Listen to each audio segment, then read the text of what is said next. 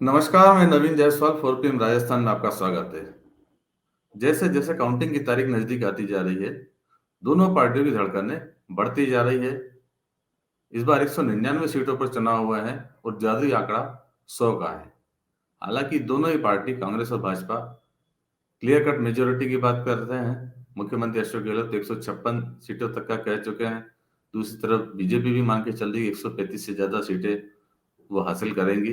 लेकिन अंदर खाने दोनों इस बात को लेकर आश्वस्त नहीं है और जो बागी है, निर्दलीय है, उन पर भी नजर रखी जा रही है कि यदि 100 के आंकड़े तक नहीं पहुंच सके और क्लोज स्थिति में है, तो बाकी का बहुमत कहां से जुटाया जाएगा, इस पर दोनों ही पार्टियों की नजर है। और कांग्रेस और भाजपा के बागियों पर खास तौर पर संपर्क करने की कोशिश की जा रही है, संपर्क किया जा रहा है। पिछले वीडियो में हमने बात की थी भाजपा के बागियों पर, ऐसे बागियों पर जो चुनाव जीतने की स्थिति में है। और आज इस वीडियो के अंदर हम बात करेंगे कांग्रेस के ऐसे दमदार प्रत्याशियों की जो क्षेत्र के अंदर बेहतर स्थिति में बताए जा रहे हैं और हो सकता है कि अगली विधानसभा में वो पहुंचने में सफल हो जाए। वैसे कांग्रेस में भी बागियों की संख्या कम नहीं है, भाजपा के लगभग बराबर रही है। करीब 2 दर्जन के लगभग बागियों ने नामांकन भरे थे। उनमें से कुछ अच्छी स्थिति में कुछ पार्टी को नुकसान पहुंचा रहे हैं, तो कुछ अच्छी स्थिति में मुकाबले में है और हो सकता है कि ये चुनाव भी जीत पाए। तो कुछ ऐसे ही नाम हमने निकाले हैं जो क्षेत्र के अंदर बेहतर स्थिति में है। एक एक प्रत्याशी पर बात करते हैं। पहले तो दो प्रत्याशी ऐसे हैं जिन्होंने, जो एमएलए हैं, पिछली बार भी निर्दलीय जीते थे और इस बार भी बजाय कांग्रेस के टिकट के निर्दलीय ही मैदान में है। हालांकि गहलोत सरकार का समर्थन उन्होंने किया, मुख्यमंत्री अशोक गहलोत के नजदीकी रहे, लेकिन कांग्रेस का टिकट पर वो चुनाव नहीं लड़ रहे हैं। पहला नाम है शाहपुरा से आलोक बेनीवाल का। आलोक बेनीवाल पिछली बार भी मुख्यमंत्री अशोक गहलोत की सरकार को समर्थन किया, लेकिन जब टिकट बंटने की बारी आई तो उन्हें टिकट नहीं मिला, या कह सकते हैं जो जैसा क्षेत्र के समीकरण है कि शायद उन्होंने टिकट नहीं लिया। यहाँ पर कांग्रेस से मनीष यादव हैं जो पिछली बार भी कांग्रेस के टिकट पर चुनाव लड़े थे, हार गए थे। और उनके सामने है बीजेपी ने उपेंद्र यादव को टिकट दिया है, जो बेरोजगारों के मुद्दे की लड़ाई लड़ते रहे और पेपर लीक के मुद्दे को बीजेपी ने गरमाने की कोशिश की थी कि छात्र अभ्यर्थियों के साथ नाइंसाफी हुई है। ये दिखाने के लिए, एक बड़ा मुद्दा बनाने के लिए उपेंद्र यादव को टिकट दिया। तो जो क्षेत्र के समीकरण है वो यही बताते हैं कि दोनों उम्मीदवार चूंकि यादव हैं, वोटों का बंटवारा होगा और उसका कहीं ना कहीं फायदा आलोक बेनीवाल को मिलेगा।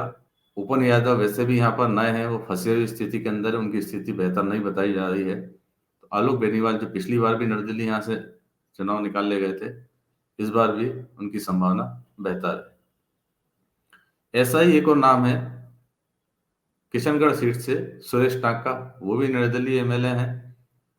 कांग्रेस के बागी रहे, बगावत करके पिछली बार चुनाव जीता था। उसके बाद मुख्यमंत्री अशोक गहलोत की सरकार को समर्थन किया उन्होंने संकट के समय, लगातार उनके नजदीक रहे, लेकिन जब टिकट लेने की बारी आई तो उन्होंने टिकट नहीं लिया।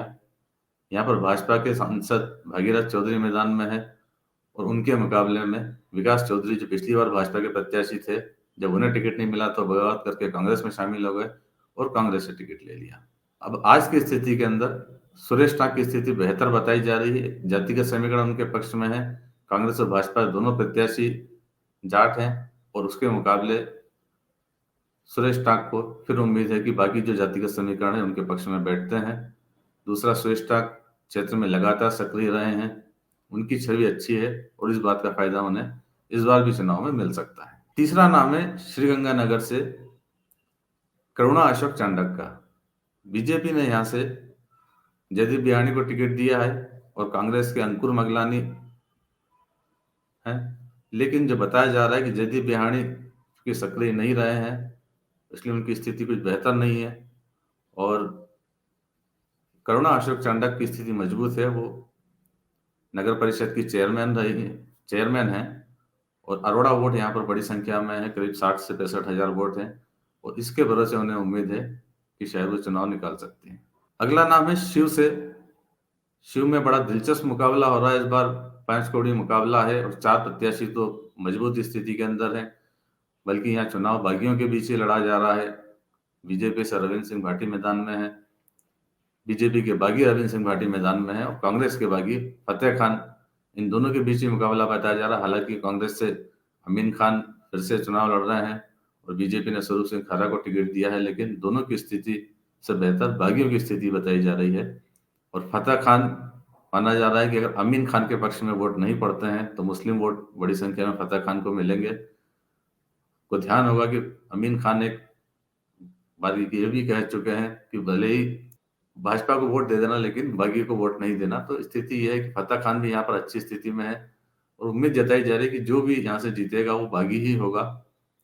फतेह खान की भी इसमें अच्छी संभावना है। अगली सीट है लूणकरण सर। यहाँ पर भी बागियों के बीच ही मुकाबला बताया जा रहा है। भाजपा से यहाँ एमएलए सुमित गोदाना मैदान में है और कांग्रेस से डॉक्टर राजेंद्र मूंड है, लेकिन दो बागी यहाँ पर कांग्रेस के वीरेंद्र बेनीवाल, जो पहले मंत्री भी रह चुके हैं, पिछली बार हार गए थे, इस बार फिर बगावत करके मैदान में खड़े हुए हैं।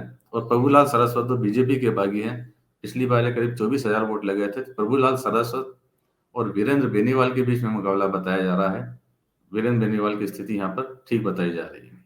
अगला नाम है राजगढ़ लक्ष्मणगढ़ से विधायक जोहरीलाल मीणा का। कांग्रेस ने इनका टिकट काट दिया था और इनका टिकट काट कर मांगीलाल मीणा को दिया था और बीजेपी के बन्नालाल मीणा मैदान में है। जोहरीलाल मीणा सहित यहाँ पर 17 कैंडिडेट हैं, जिसमें 12 निर्दलीय विधायक हैं। इसके अलावा बसपा भी है, आप भी है, सपा भी मैदान के अंदर है। बड़ा दिलचस्प मुकाबला यहाँ पर है। और जोहरीलाल मीणा, जिन्होंने टिकट कटने पर भवन जितेंद्र सिंह पर भी आरोप लगाए थे कि उन्होंने उनका टिकट कटवाया, उन्होंने टिकट बेचने के भी आरोप लगाए थे कि पैसे लेकर टिकट उनका बेच दिया गया। तो जोहरीलाल मीणा यहाँ पर अच्छी स्थिति में है, मुकाबले की स्थिति में है। इसके अलावा 2 सीटें और हैं जिन पर भाजपा के बागी अच्छी स्थिति में है, मुकाबले के अंदर हैं।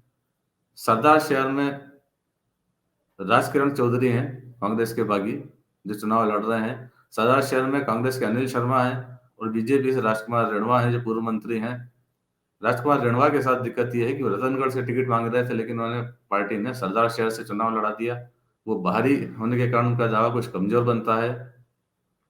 दूसरा, जो जातिगत समीकरण है, कांग्रेस और भाजपा दोनों के प्रत्याशी ब्राह्मण हैं और ये जाट बहुल सीट है जहां पर राजकिरण चौधरी की स्थिति बेहतर बताई जा रही है। दूसरा कारण, आरएलपी के जो कैंडिडेट थे लालचंद मुंड, वो भी राजकिरण चौधरी के पक्ष में बैठ चुके हैं, आरएलपी ने उन्हें निकाल दिया था। तो जो जातिगत समीकरण है, कहीं ना कहीं राजकिरण चौधरी के पक्ष में नजर आते हैं। एक और सीट इसी तरह जेतारण में दिलीप चौधरी, जो एएसपी के टिकट पर, आजाद समाज पार्टी के टिकट पर चुनाव लड़ रहे हैं। हालांकि बार बार चुनाव लड़ते रहे और हारे भी हैं, लेकिन इस बार उन्हें एएसपी के वोटर से, एससी वोटर से भी उम्मीद है कि शायद उन्हें उससे कुछ सहारा मिल सके। यहाँ पर बीजेपी के अविनाश गहलोत और कांग्रेस के सुरेंद्र गोयल मैदान में है। बीजेपी के एक और बागी हैं लक्ष्मण नाथ योगी, वो भी बीजेपी को नुकसान पहुंचा रहे हैं। तो ये कुछ ऐसे नाम हैं जिनसे उम्मीद की जा सकती है कि वो कुछ बेहतर करके दिखा सकते हैं। हालांकि इसके अलावा भी कांग्रेस में जो बागियों की लिस्ट है वो बड़ी है और इसके अलावा भी कई नाम हैं जो अच्छी स्थिति के अंदर चुनाव लड़ रहे हैं, चुनौती दे रहे हैं कम से कम। जैसे छबड़ा से नरेश मीणा है, बसेड़ी से खिलाड़ी लाल बेरवा जो एमएलए हैं वो भी चुनाव मैदान में है, उसका से शिव गोपाल बाहेती हैं और नागौर से हबीबुर रहमान जो पूर्व मंत्री हैं वो भी मैदान में हैं। ये कुछ ऐसे नाम हैं जो अपनी उपस्थिति दर्ज करा रहे हैं। हो सकता है कि वो विधानसभा में नहीं पहुंचा, जो बात के कुछ नाम मैंने लिए हैं, लेकिन वो कांग्रेस को कहीं ना कहीं नुकसान जरूर पहुंचाएंगे। तो आगे क्या होना है, 3 दिसंबर पास ही है, 3 दिसंबर को सारी स्थिति स्पष्ट हो जाएगी। तो फिलहाल इस वीडियो में इतना ही। बस आप देखते रहें 4PM राजस्थान, चैनल को सब्सक्राइब करें और इस वीडियो के लिंक को ज़्यादा से ज़्यादा शेयर करें। नमस्कार।